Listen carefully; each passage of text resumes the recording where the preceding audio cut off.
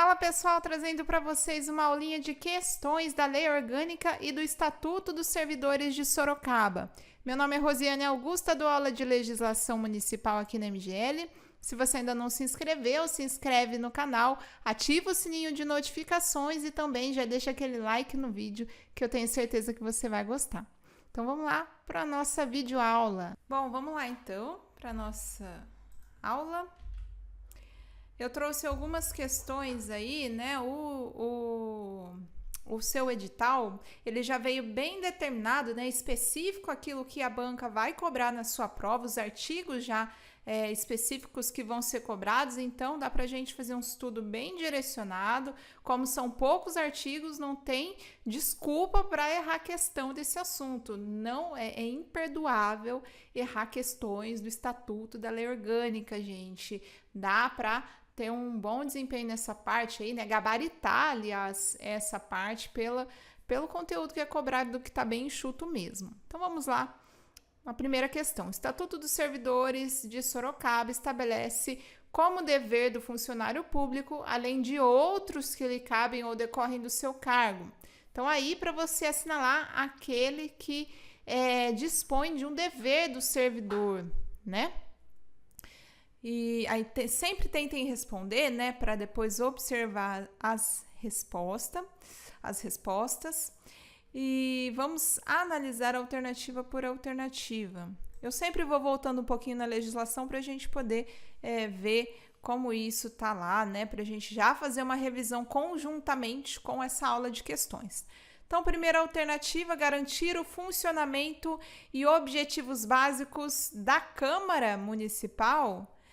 Veja como isso é muito específico para dispor sobre os deveres de todos os servidores. Não são todos os servidores que devem garantir o funcionamento da Câmara, né? Mas especificamente os servidores da Câmara, não é mesmo? Então, né? A B. Executar as tarefas afins e complementares às suas atribuições típicas. Tenta procurar alguma incorreção nessa B aí, né? Executar as tarefas afins e complementares das suas funções típicas, das suas atribuições típicas. Sim, é isso, né? Até já a resposta, já vou mostrar aqui para vocês, é a B, tá, né? Bonitinha, de fato, né? Não tem nada aí errado nessa afirmativa. Depois a C. Realizar compra e venda dos equipamentos e bens públicos. Veja como isso já é uma incumbência muito específica, não é de todo servidor, não é todo servidor que tem essa incumbência, né? De compra e venda dos equipamentos públicos, não é um dever do servidor. Cumprir as determinações dos seus colegas, não, né? Cumprir as ordens dos seus superiores, né? Não dos seus colegas. Representar seus superiores em atividades, manifestações culturais. Não, pode até ser que tenha um cargo que tenha essa atribuição de representar os superiores em atividades e manifestações culturais, mas não é um dever de todo funcionário, né? Então, de fato, a alternativa correta, a letra B. O artigo 153 do Estatuto é que dispõe lá dos deveres do servidor e esse dever específico, está lá no inciso 2º, executar as tarefas afins e complementares às suas atribuições.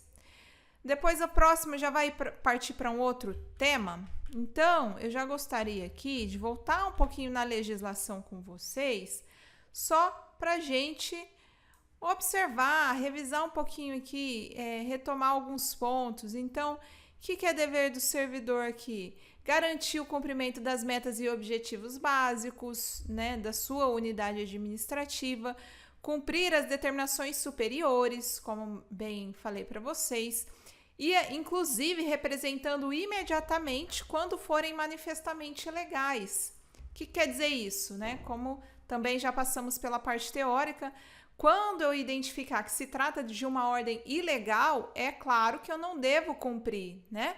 E inclusive não só não devo cumprir, como devo representar, notificar quem de direito que vai apurar ali aquela determinação ilegal, naquela ordem ilegal.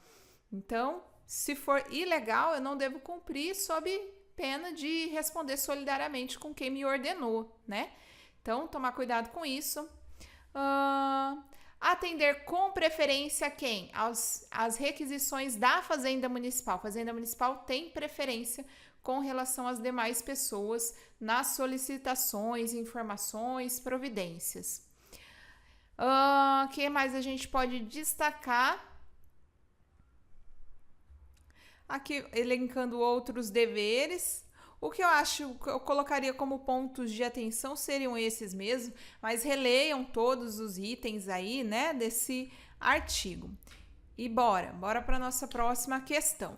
Quando algum servidor público municipal, mediante uma só ação ou omissão, pratica duas ou mais infrações, idênticas ou não, o estatuto determina que isso configura o quê?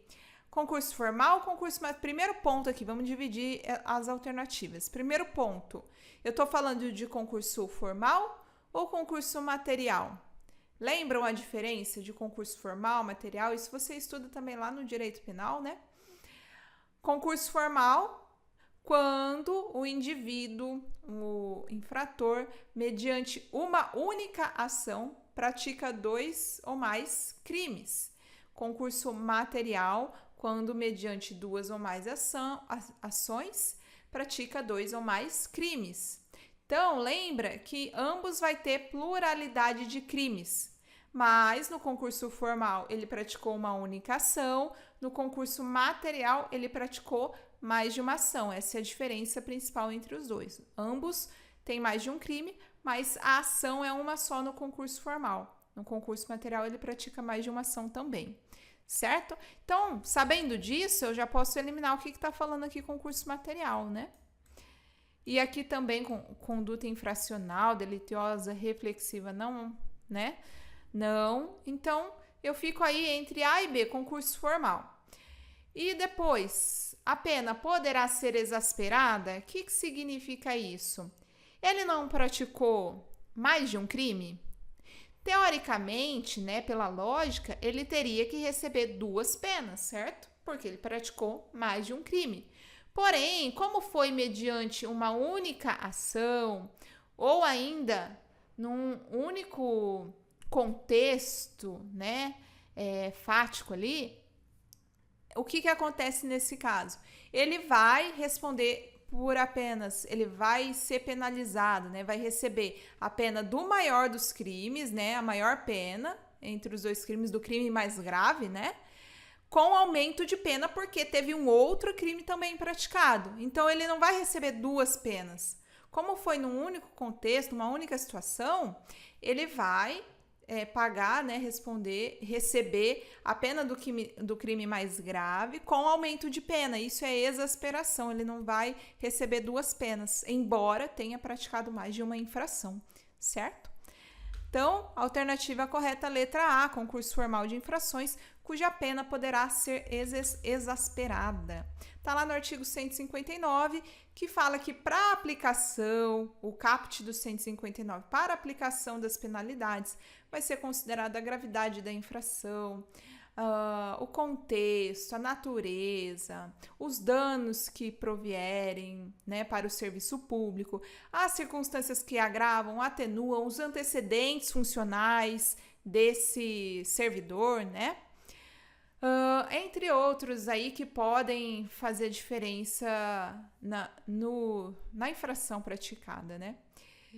Então, o primeiro ponto é isso, vai ser considerado tudo isso na aplicação da pena. E ainda, na hipótese de ocorrência de concurso formal ou material de infrações, a pena poderá ser exasperada, como expliquei para vocês. Concurso formal, então, mediante uma só ação, pratica duas ou mais infrações. Concurso material, mediante mais de uma ação, pratica duas ou mais infrações, certo? Bom, passamos para a próxima, agora falando da responsabilidade civil do servidor. Assinale a alternativa que está em conformidade com o estatuto, falando aí da responsabilidade civil. Alternativa A, a responsabilidade civil decorrerá de conduta. Então, vamos já marcar os pontos de atenção aí? Responsabilidade civil decorre de conduta dolosa ou culposa, devidamente apurada, ainda que não resulte prejuízo para a administração ou terceiros. AB. O funcionário, em caso de negligência ou imprudência, será obrigado a repor de uma só vez a importância do prejuízo causado à administração ou a terceiros. E aí, vamos ler as demais, vamos com calma. A obrigação de reparar o dano estende-se aos sucessores e contra eles será executada até o limite do valor da dívida, ainda que o servidor falecido não tenha deixado patrimônio. A D. Tratando-se de dano causado a terceiros, responderá o funcionário pelos prejuízos de forma solidária com a administração para sua integral reparação. E aí, a responsabilidade administrativa não exime o funcionário de sua responsabilidade civil ou criminal e nem o pagamento de indenização o exime da pena disciplinar cabível. E aí, tempo, 5, 4. Resposta correta, letra E. A responsabilidade administrativa, de fato, não exime o funcionário da sua responsabilidade civil ou criminal. Lembram que as esferas são independentes entre si. Então, ainda que ele seja absolvido em uma, isso não quer dizer que ele vai ser absolvido em outra. Ele pode ser absolvido em uma, por insuficiência de provas, por exemplo, na esfera criminal, e ser condenado na esfera administrativa.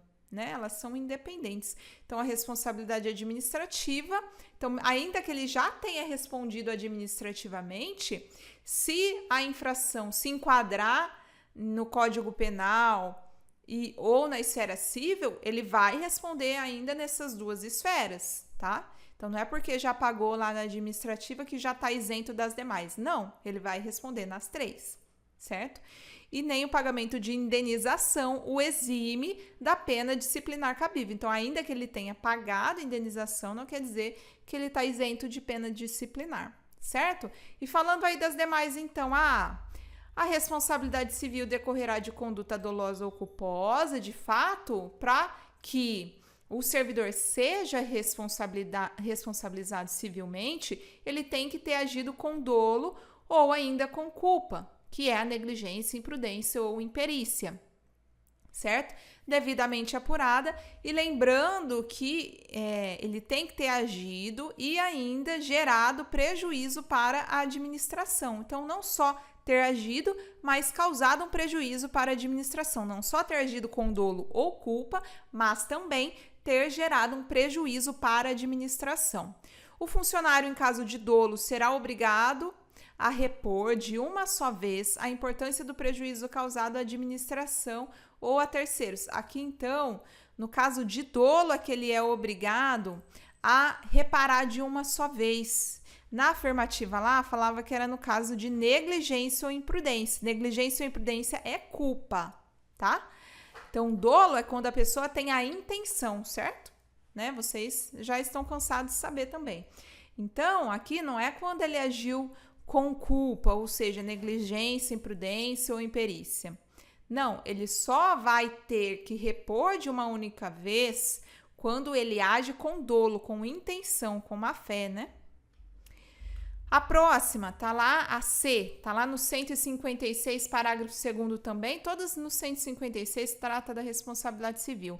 A obrigação de reparar o dano estende-se aos sucessores, até que ok, e contra eles será executada até o limite do valor da herança. Então, não é até o limite do valor da dívida, é até o limite do valor da herança recebida pelos herdeiros. Então, se ele ficou com uma dívida, se ele deixou, o servidor faleceu, deixou uma dívida de 100 mil e uma herança de 50, os herdeiros vai responder, vai ter que pagar os 50, que seria a herança deles, que no caso não vai receber nada de herança, mas vai ter que pagar até os 50, que é o valor da dívida, não vai ter, que é o valor da herança deixada, perdão, né? Não vai ter que responder pelos 100 mil, que seria o valor da dívida, certo? Então, recapitulando, ele só responde pelo valor da herança deixada. Se a dívida é maior que a herança, o Estado perdeu, né? O Estado vai receber só até aquele valor da herança, certo? Depois, a D, tratando-se de dano causado a terceiros, responderá ao funcionário perante a administração municipal em ação regressiva. O que está falando aqui? O que falava na alternativa, né? Falava que respondia de forma solidária. Não, solidária seria se respondesse conjuntamente. Então, se um terceiro, se uma pessoa que sofreu uma ação, sofreu algum dano ali e quis entrar com uma ação contra o Estado, e aí junto com o Estado quem vai responder seria o funcionário também, se ele respondesse de forma solidária. Não é isso que acontece.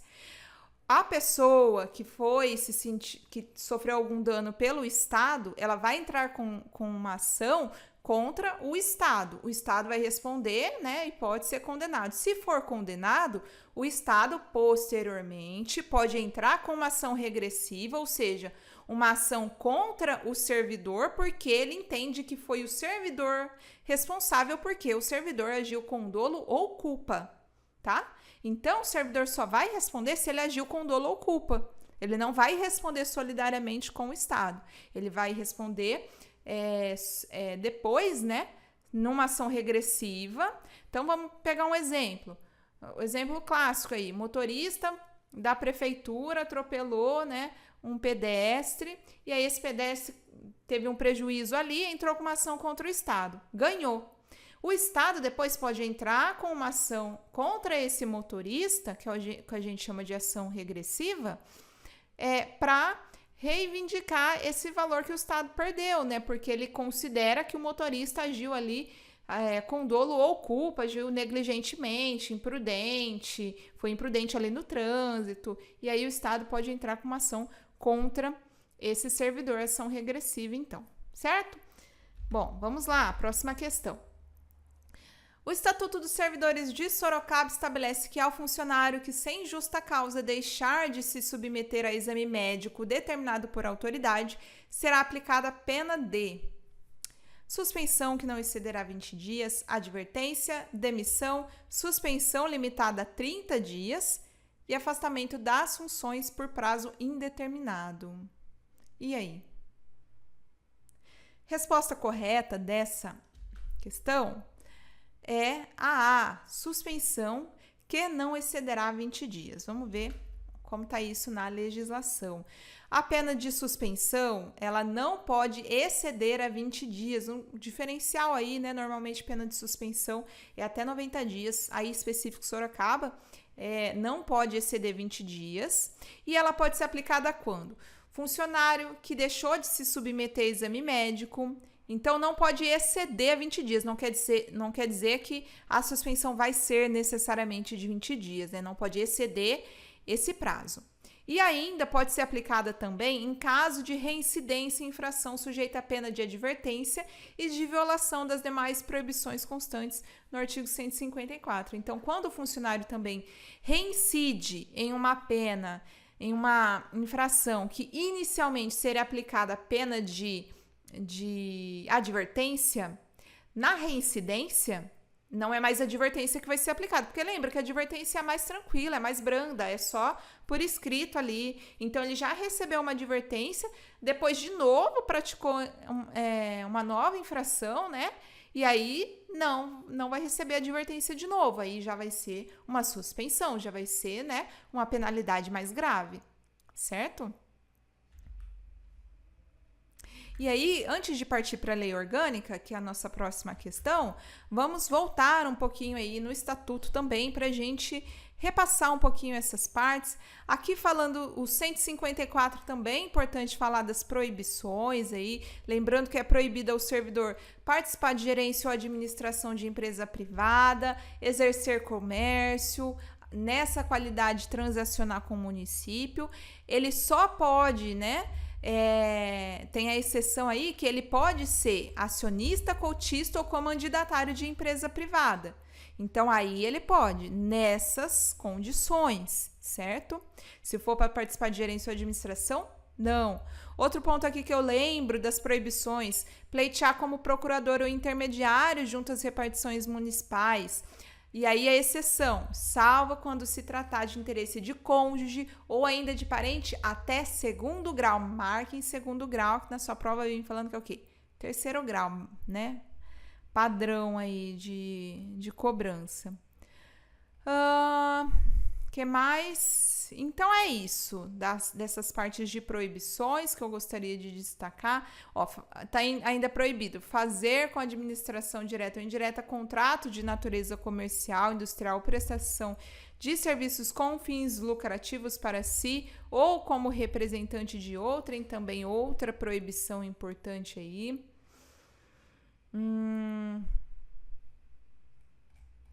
E aí, as demais, leiam, gente, revisem aí, né? Revisem, como eu falei para vocês, é curtinho, dá 6 páginas apenas, não tem desculpa para não revisar isso nesses últimos momentos agora, né?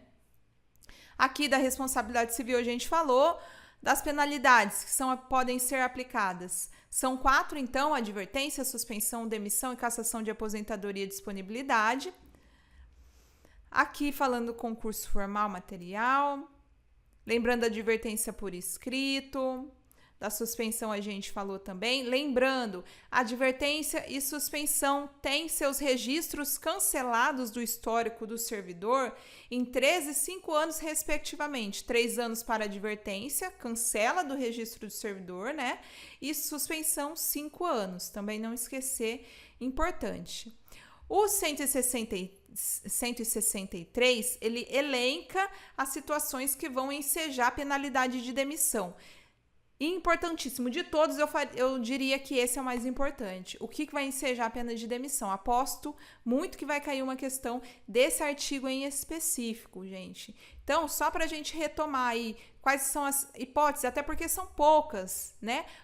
Tá bem enxuto esse estatuto, então aí são 9 hipóteses apenas. Então, crimes contra a administração pública, abandono de cargo, falta de assiduidade, incontinência pública, conduta escandalosa, ofensa física, salvo legítima defesa, aplicação irregular de dinheiro público, lesão aos cofres públicos e dilapidação do patrimônio municipal, revelação de segredo confiado em razão do cargo, reincidência em infração sujeita a pena de suspensão que seja superior a 10 dias, tá? Então, se reincidiu em suspensão, mas a suspensão aplicada foi de 5 dias, não entra aqui. Então, reincidência em infração sujeita a pena de suspensão que seria aplicada superior a 10 dias.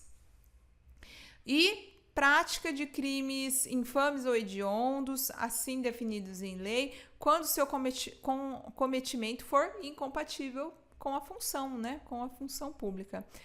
Lembrando aí também que a demissão ou destituição de cargo em comissão incompatibiliza o servidor para nova investidura em cargo público pelo prazo de 5 anos. Belezinha? Então, partindo aí para lei orgânica agora. Vamos falar um pouquinho da lei orgânica, também bem sucinto, né? Bem sucinto, objetivo lá na lei orgânica. Então, vamos lá. Nos termos da lei orgânica do município de Sorocaba, compete a este município fixar tarifas, então falando das competências agora do município de Sorocaba. Fixar tarifas dos serviços públicos, inclusive dos serviços de táxis, fixar o valor das mensalidades escolares, autorizar a produção de material bélico nos limites do município, manter serviço postal ou ainda explorar o serviço de radiodifusão sonora. E aí? Qual está elencando aí uma competência de Sorocaba, do município? Embora eu não tenha assinalado ali, é a alternativa A, tarifas, fixar tarifas dos serviços públicos, inclusive dos serviços de táxis, está lá no inciso 19, a linha A do artigo 4, que elenca as competências municipais. Então, aqui, ó, valor de mensalidades escolares, nada a ver, né? Nada a ver. Então, veja que alguns, mesmo sem saber, mesmo às vezes sem ler a lei, você já consegue eliminar. Essa daqui é B, a gente sabe que não é competência do município fixar valor de mensalidade escolar, nada a ver. Autorizar a produção de material bélico nos limites do município, não, também não, competência municipal, nada a ver. Manter serviço postal também não é competência do município. Explorar serviço de radiodifusão sonora também não está elencado no rol lá de competências municipais. Falando ainda das competências. Sobre as disposições constantes na Lei Orgânica de Sorocaba no que diz respeito à competência municipal exclusiva dessa pessoa jurídica de direito público interno, é correto afirmar que o município não poderá executar obras de pavimentação sem autorização expressa do Estado? Então, para executar obras de pavimentação, o município vai precisar toda vez de autorização do Estado para fazer isso? Depois B, o município não poderá realizar programas de alfabetização, é proibido ao município realizar programas de alfabetização, olha que como soa estranho, né? Por ser tal assunto de competência exclusiva do Estado. Ao município caberá promover a concessão, permissão ou convênio para oferecer iluminação pública aos munícipes. E D, não é incumbência do município promover a preservação do meio ambiente, por ser tal assunto de competência exclusiva. Só a União que tem nessa responsabilidade de preservação do meio ambiente. É só a União, exclusivo da União. O município tem nada a ver com isso. Não, né? Olha que como que você consegue já eliminar algumas por lógica mesmo, né? Por análise das questões aí, não precisa às vezes nem conhecer a legislação para conseguir responder. Então, resposta correta, letra C. Ao município, de fato, cabe promover a concessão, permissão ou convênio para oferecer iluminação pública aos munícipes, certo? Todas as demais aí, então, não tem essa vedação de não pode promover programa de alfabetização, ao contrário, é um dever do município promover programas de alfabetização. Vamos ver na legislação onde se encontram essas informações. Então, tá tudo lá, competência tá lá no artigo 4º da Lei Orgânica. E lá no inciso 18 tá, executar obras de abertura, pavimentação e conservação de vias é competência do município, não precisa de autorização do Estado para isso, não restringe, não fala nada de autorização do Estado. Então, A, errada por essa razão. Depois, também lá no inciso 14 aqui, né? 14, realizar programas de alfabetização, também competência do município. Depois, a C que estava certa, né? Então, organizar e prestar direta ou sob regime de concessão, permissão ou convênio, serviço de iluminação pública, entre outros aí, então, cemitérios e serviços funerários, mercados, feiras e matadouros locais, abastecimento de água e esgoto sanitário, transporte coletivo urbano e suburbano, limpeza pública, coleta domiciliar e destinação final do lixo, também todas aí responsabilidades do município. E na última, lá na D, né, falava que não é incumbência do município promover a preservação do meio ambiente. Não, inclusive no próprio artigo 4º, ele fala lá no inciso 11 que preservar as florestas, fauna e flora é sim uma competência do município e preservar o meio ambiente é sim uma competência concorrente do município, União e Estado. Certo? Então, finalizamos as questões, só voltando um pouquinho na Lei Orgânica para ver se tem alguma coisa, algum ponto a revisar. Deixa eu só... Acho que eu fechei aqui a Lei Orgânica.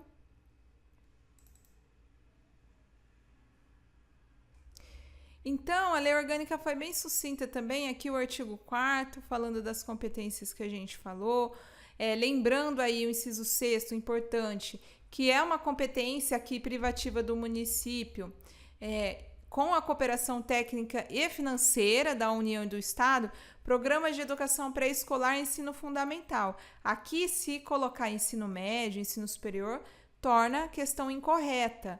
O que é exclusivo do município é a educação pré-escolar e ensino fundamental. Que mais que é interessante destacar? Também fomentar a produção agropecuária, outras atividades econômicas, inclusive artesanal. Realizar serviços de assistência social diretamente ou ainda mediante instituições privadas. Que mais que é interessante? Então, aqui, depois façam a leitura dessas demais competências. Para relembrar, são várias, né? São bastante. E acredito em pelo menos uma questão da lei orgânica, embora tenha cobrado pouca coisa aí, né? Mas pode ser que venha cobrando. Aqui da guarda, é só destacar mesmo a competência da guarda, que eu acho que vocês também já estão cansados de saber. Mas qual é a competência da guarda aí? Ela é uma força auxiliar. É uma força auxiliar dos órgãos de segurança, né? E é destinada à proteção dos bens do município, de seus bens, serviços e instalações, subordinado diretamente ao prefeito. Então, a guarda é subordinado diretamente ao prefeito, que designará, inclusive, o seu diretor. Certo?